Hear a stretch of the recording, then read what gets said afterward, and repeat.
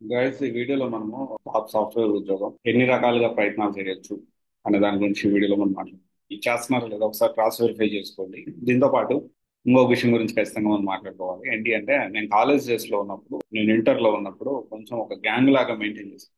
ఎక్కడికి వెళ్ళినా చుట్టూ ఒక రెండు మూడు బైక్లు, కొంచెం హడావుడి, టీ షాప్కి వెళ్ళినా, లేకపోతే గ్రౌండ్కి వెళ్ళినా, లేకపోతే ఇంకొక చోటకి వెళ్ళినా, కాలేజ్కి వెళ్ళినా, కాలేజ్ నుంచి క్యాంటీన్లోకి వెళ్ళినా, ఒక కనీసం ఒక ఐదారు మంది పక్కన ఉంటుంది. నేను అలా ఉండేవాడిని.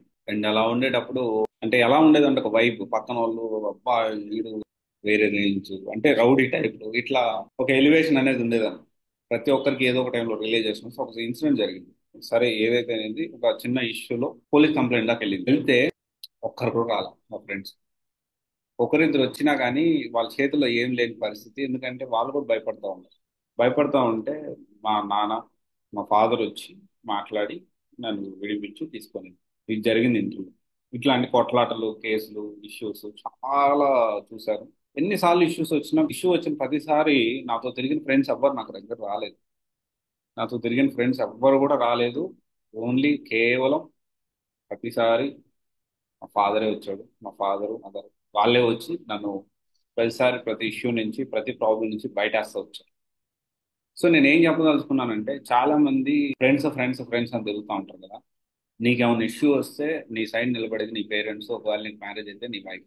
వైఫ్ మంచిదైతే నిలబడుతుంది, ఒకవేళ నాట్ నిలబడదు. పేరెంట్స్ అయితే ఖచ్చితంగా నిలబడతారు. సో ఇలా ఉంటుంది. సో మనం ఎప్పుడైనా ఏదైనా కానీ, దేనికోసమైనా కానీ కష్టపడేది ఏదన్నా ఉంటే ఫ్యామిలీ కోసమే కష్టపడండి.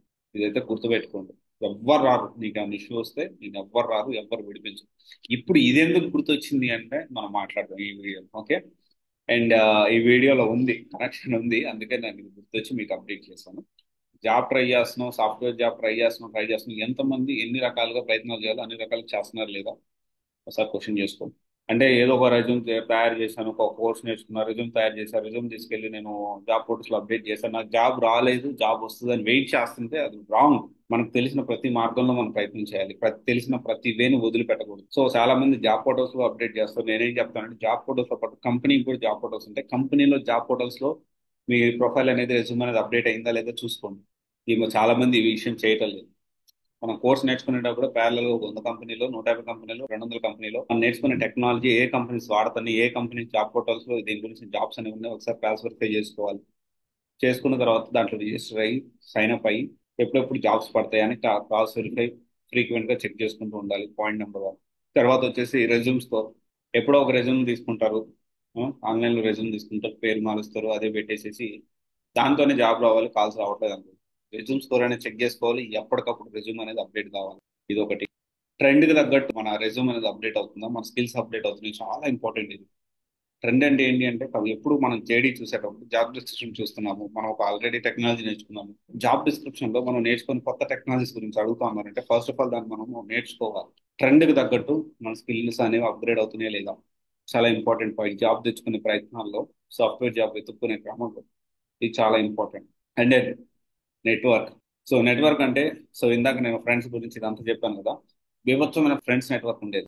చాలా మంది ఉండేవాళ్ళు. ఫ్రెండ్స్ నెట్వర్క్, ఏ ఊరు వెళ్ళినా, ఎక్కడికి వెళ్ళినా ఎవరికి తెలిసిన వాళ్ళు ఉండేవాళ్ళు. అయితే నెట్వర్క్ అనేది ఇప్పుడైతే మన సోషల్ మీడియాలో అందరితో టచ్ లో ఉంటుంది.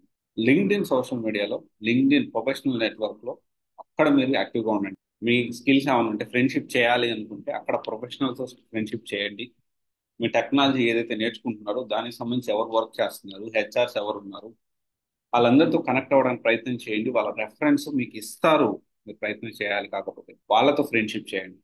అప్పుడు మీకు డెఫినెట్లీ ఎడిషనల్ అడ్వాంటేజ్, ఇది ఇంకొక ప్రయత్నం అవుతుంది మీరు జాబ్ తెచ్చుకునేదాన్ని. ఇలా మనకు తెలిసిన ప్రతి ప్రయత్నాన్ని వదలకుండా, సాఫ్ట్వేర్ జాబ్ కోసం ఉద్యోగ ప్రయత్నాలు ఉంటే ఖచ్చితంగా ఇవన్నీ కూడా చేయాలి. ఇంకా చాలా ఉంటాయి. వాటితో పాటు ఇవి కూడా కుదిరితే చేయండి. మనకు తెలిసిన ప్రతి ప్రయత్నాన్ని వదిలిపెట్టకుండా ప్రయత్నం చేయండి. ఖచ్చితంగా మీకు జాబ్ అనేది వస్తుంది. వచ్చేదానికి ఛాన్స్ అనేది వస్తుంది. జాబ్ వచ్చే వరకు వదిలిపెట్టద్దు. ఓకే, సరే, ఆలోచించండి. Thank you.